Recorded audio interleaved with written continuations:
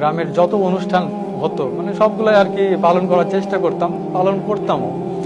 তো এই মতো অবস্থায় ইসলাম ধর্ম গ্রহণ করার পর আমি ওইগুলো থেকে ফিরে আসছি। একটা সময় পরিবার হয়তো হালকা বুঝতেছে যে একটা সময় এত কিছু পালন করতো এখন করে না, তো সন্দেহ করতো। তো একটা সময় হলো কি বাড়ি থেকে বলতো যে পূজা কর, আজকে সন্ধ্যার সময় তুই পূজা কর।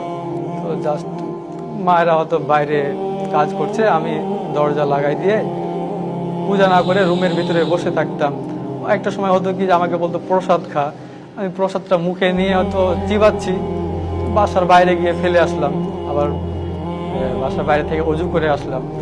এভাবে আমার চলতে থাকে প্রায় 3টা মাস। একটা সময় দেখলাম যে আমার অজু করতেও যেন মানে খুব ভালো লাগছে।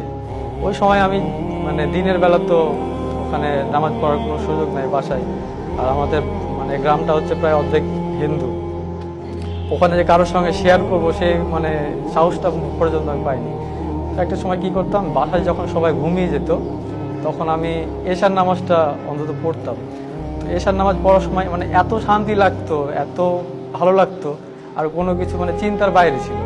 আমার রুমে জানালাটা খোলা আছে, আমি এশার নামাজ পড়ছি, এশার নামাজ তাসওয়াদের বৈঠকে বসে আছি, সালাম ফিরালাম। এই সময় জানালা দিয়ে আমার মামাতো ভাই উঁকি মারতেছে, আমাকে বলছে তুই কি করছিস? আমি বলছি এই তো না কিছু না, মাথা ব্যথা করছে তাই বসে আছি। তো মানে ও বলছে যে বসে আছিস তো এইভাবে বসে আছিস কেন? এইভাবে তো বসে থাকা মানে এটা মুসলিমরা বসে থাকে। ও জাস্ট সন্দেহ করলাম, ওকে সন্দেহ করলো কোনো রকমে। আমি ওকে বুঝালাম যে 3 মাস ছিলাম, একমাত্র কারণ হচ্ছে আমার বোনের বিয়ে।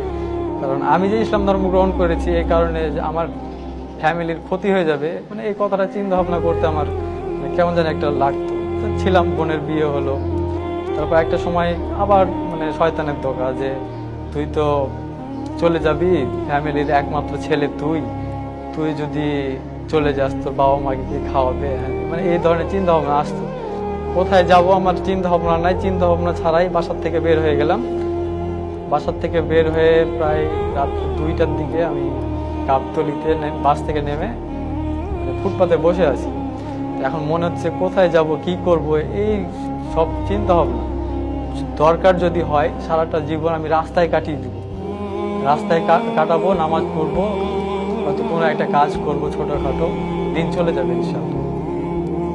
তো হঠাৎ করে আমার একটা কথা মনে পড়লো যে নারায়ণগঞ্জে তো আব্দুর রহমান ভাই থাকে, তো ওনার নাম্বারটা আছে, ফোন দিই ওনাকে। আমি জাস্ট ওনাকে ফোন দিলাম, উনি কোনো কথা ছাড়াই বললো যে সমস্যা নাই ভাই, আপনি আমার দিনী ভাই, আপনি আমার